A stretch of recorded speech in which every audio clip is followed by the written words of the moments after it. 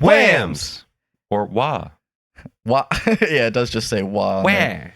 The anime this week was You and I Are Polar Opposites. It's a slice of life anime about these two characters who become a couple incredibly early. It's like at the end of the first episode. Yeah. And it's just sort of about their relationship. So very similar to Ore Monogatari, which was another really good anime.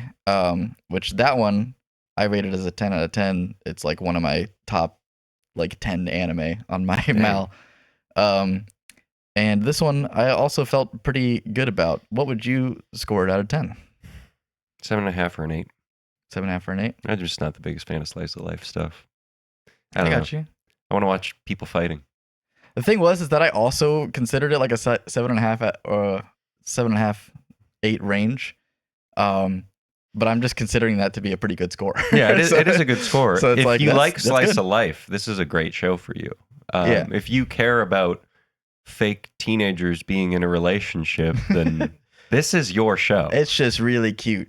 Yeah, it is very cute. It's like the big takeaway of it, which the like misunderstanding of calling something cute is a plot point at some point, if I want to call it a plot point. I will say, I did actually write notes this time. Nice. What would have made it a 10 for me is if they had the Kaguya-sama Love is War like fake mental battles. Yes. So Kaguya-sama is one of my favorite manga. It's like probably my like 4th favorite manga of all time, and the anime is really fucking good. So that's another great relationship slice of life anime to go and check out as well. That is also just better than this one. But like my feelings overall on it is just that it's cute, and that it does have good animation and does have good voice acting. The animation's great. The voice acting is also great. Yeah. Unlike the stinker from last week. But the animation that was great too. I thought that was fun. That was the best part of the show, honestly. Yeah. But the only reason I'm not like rating this a little bit higher is that the first episode felt like a kind of a slog. Like, yeah, it was very rushed. Yeah, also. I felt like the first episode, I was thinking it's like a 5. I was like, okay, just like a really average slice of life setup. You know, just like her being kind of a ditzy, like fun girl that's like super popular, and then but she's not a ditzy fun girl who's super popular. She's constantly worried about what everyone thinks about her. She's playing 4D chess. That's also like standard. With she also turns into a panda occasionally. Yeah, which is really funny. Like the little like panda of the different colors and all that. Yeah. But yeah, it's pretty standard setup. And then it felt like it just kind of did a whole lot of nothing for the first episode. I was like, there's just. Well, like, you see, they walked home together. They held hands, and then she ran away from him. And then the next day, she said she would never, ever date Tani-kun. That's completely ridiculous. But he heard her. Oh, bum, bum. And then her friends, who are really good friends throughout the whole first 3 episodes, were like, oh, chase after him. Go fucking tell him how you feel. And she also says to everyone but Tani, like, I love him. I really love him. To which I think the first couple times they say this, I just kept going, you guys are in high school. You don't, this isn't love. Maybe. Well, you know, it feels like love in the moment. Sure. That's what high schoolers say. That's what they do. I'm not saying you can't be in love in high school, but this is very much like, oh, this is my very first time ever thinking about love before. Yeah. And I mean, they still do it in middle school too, which the white-haired friend made it sound like she's already been through like a bunch of fucking relationships that are all like crazy delinquents. She's into Suzuki's like bad boy motorcycle riding brother. Yeah. And apparently had a boyfriend that is now in juvie. Oh, I didn't catch that. That was one of the jokes in like episode 3. But yeah, so the first episode I just felt was really, really slow. And it ends with the confession, and I was like, all right, sweet. That was a really touching scene where she came running after him, and they didn't make it like overly dramatic or anything like that. So it was just kind of like, cool, we're going through with this. And then episode 2 was like just way more fun. There was way more jokes. There was way more stuff happening. Yeah, there's way more stuff happening. there was all the like little thought bubble things coming up on the screen, and Tani learns what adorable means. Yeah, because all the women in his Tani lives with his mom and grandma. It doesn't seem like his dad is in the picture, and he constantly sees his all the women in his life refer to their cat as adorable, and he realizes that Suzuki calls him adorable, and he has like a brain blast where he goes, "Oh shit, I should call her adorable." Well, it was also because he hears her saying that people who are cool are attractive, and then he goes, I can be cool. He's like, well, she just keeps calling me cute. Does that mean I'm not cool? Like, what does cute mean? Which this is something that happens in real life. You know, people fucking say these words, and then other people are like, I don't know what you mean by that. Like, and then at some point she says, oh, well, it means like endearing. And he's like, oh, I get it. It's just the like, you're just saying it because you're looking for a word to say in the moment that like captures what you're feeling. So then when he does it, that she's just like, oh God, you don't know what you're doing to me, man. She runs away. She has a heat explosion, a heat death, if you will. All of the animation whenever she's having an overreaction is hilarious. Yeah, there was a funny moment where she like he makes her embarrassed, and she like starts to steam.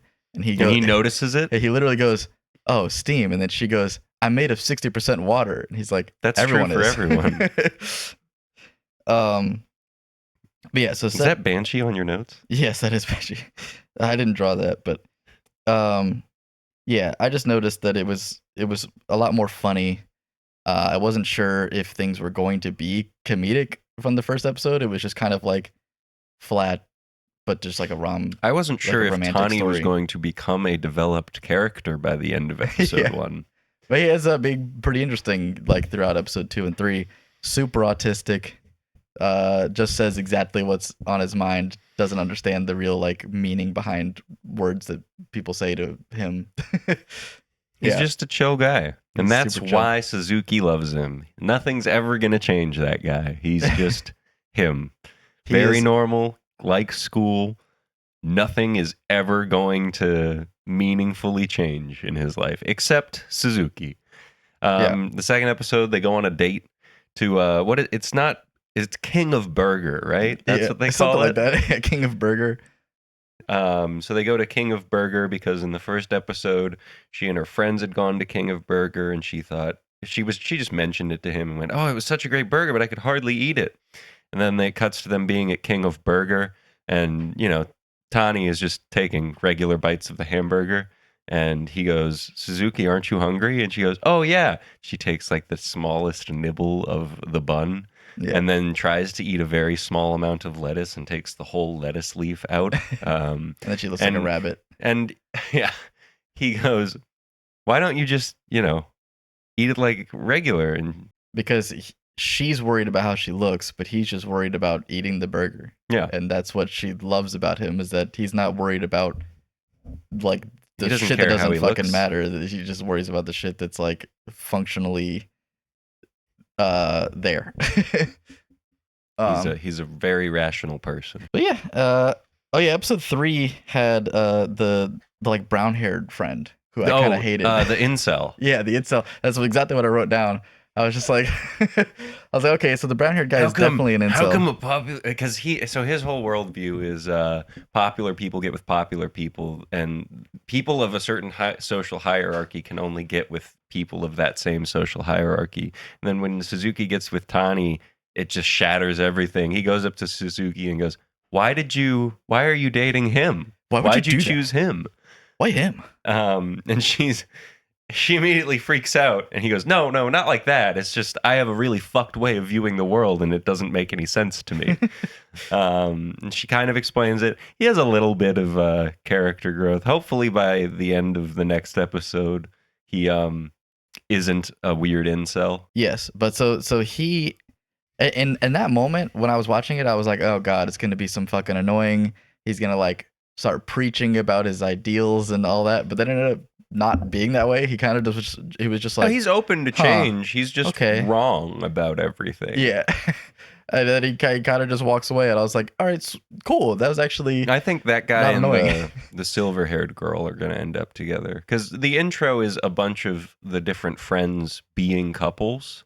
I don't remember if it's him and the white-haired girl in the intro, but like they're all couples in the intro, and that's just, you know, if you've ever seen an anime before, foreshadowing. Right. The intro tells Watch you the intro; everything. it will tell you literally everything that happens.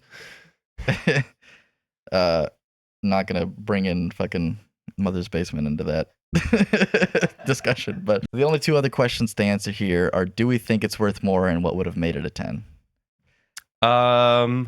The mental battles from Kaguya-sama would have made it a 10. Yeah, but then it would just be Kaguya-sama. I think there's more ground to explore creatively there than just what Kaguya-sama did. Because they're like actually just having an intellectual battle. I just like the imagery. Yeah, this is totally worth more, especially if you, as I said, care about the relationship of 2 fake high schoolers. Yeah. And potentially 8 fake high schoolers. Yeah. And I mean, I would definitely say it's worth more. Like at the end of episode 3, I was about to just click next episode, but then I was like, oh, I gotta do some other things right now anyway. And then I did some other shit and went to sleep. But yeah, I was like ready to watch episode 4. So that's good. That's definitely way better than fucking Sentence to Be a Hero, because I was just like ready to be done with it. I wanted to just fucking turn that shit off. Yeah, the animation in this is really, really good. The characters are fun. I actually didn't like the music that much. Oh. Really? That was kind of a thing that I was thinking I would bring up, but then I didn't have a whole lot of thoughts to say about it. I loved the music. Yeah, so Very like old. When they started playing the intro to JoJo's Part 5, I was really thrown off. Yeah. Particularly the first episode had like a lot of very different songs. I was Yeah. vibing. It was really varied, but then also the songs were kind of just like, I don't know, they just felt super basic and like sometimes distracting to me. I will say, by And- the 3rd episode, I had one headphone just playing really cool anime openings because the music was not exactly what I wanted to. So I was just listening to like specials and ISO. And I will say that made the show a lot better. That's really crazy. Watching the brown-haired kid just monologue in a depressing way while hearing ISO, ISO, da, da, da, da. It was really good. That is funny. I think that's pretty much sums up you and I are polar opposites, right? I just want to say that my impression of this show was it gave me the feeling of natsukashi kono sette, meaning like this setting made me nostalgic, particularly the fact that like it is, I'm not going to call it generic because the show looks great, it sounds great, and when I think generic, I think like boilerplate level of quality. You could say like standard. Standard, yeah, it is very standard shoujo. Like if you've seen a lot of shoujo romance, this is that. But it hit all the right buttons for me in the terms of the relationship starts in the first episode. I hate waiting around for a relationship. Skip and Loafer did it well. Skip and Loafer, they never actually got together though in the first Yeah, they season. Did they? Like as an Are official there 2 couple? seasons of that show? No. Yeah, but I'm no, it just was like saying- halfway through. Did you watch I think. Ode Monogatari? No, I only saw the first episode. What this reminded me the most is a show called Momokuri that very few people watched, but I really liked. And there was another show that came to mind, but it's very standard shoujo. If you like shoujo romance, this is that. But it's like done as well as I could really imagine it. The characters are super likable. I really enjoyed the music compared to you guys. I still would probably give it the same score y'all did, like 7.5 to 8. I have to mention that friend of the show, Landoname, also Loves known this as show. Butthole Weeb, is a huge fan. He's read the whole manga. I didn't know that he watched anything that wasn't Gosick. He watches everything. He's the biggest anime fan in the world. But he was like, this is my big romance of right now. And he said that in the episodes we have watched, his favorite couple has not materialized yet, but it would towards the end of the first season. Yeah, otherwise about this show, just to wrap it up, like I was enjoying the first episode, but it wasn't really until they started getting into Tani's head as well that I decided, oh, this is actually good. Because it was very one-sided at first of just like, okay, neurotic girl, thinking all the time. But once the guy started, like we could hear his thoughts too, that was when it got a lot more interesting. And I think that what this show thinks about relationships is just super healthy. Like, this is the kind of show I want teenagers to see if they're gonna be in a relationship, because it teaches you how to have a healthy relationship. I think actually Mirai Nikki would be better for that. So the thing about it being healthy, so that's. Have you seen Mirai Nikki, Shane? No, I've seen like one episode. I think Toxic relationship of all time. As far as like healthy relationships, because it goes beyond just like Tani and Suzuki's relationship with each other. Like all the friends are good friends. Yeah. Like if you think about like Toradora or that one show where they fucking switch minds or whatever, or it's like all the friends are kind of assholes and they're not great friends.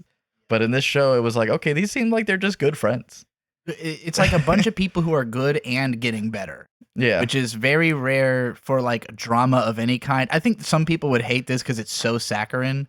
And like the fact that they kind of introduce cynical characters in the third episode offsets that's a little, but also they're getting better. Like the cynical guy has his worldview pretty much shattered like right away. Like he realizes, oh, I'm a stupid asshole. Like, it's like, well, wait, I'm the any problem? Character or any villain at the end of a Trigun Stampede or Stargaze episode. Yeah.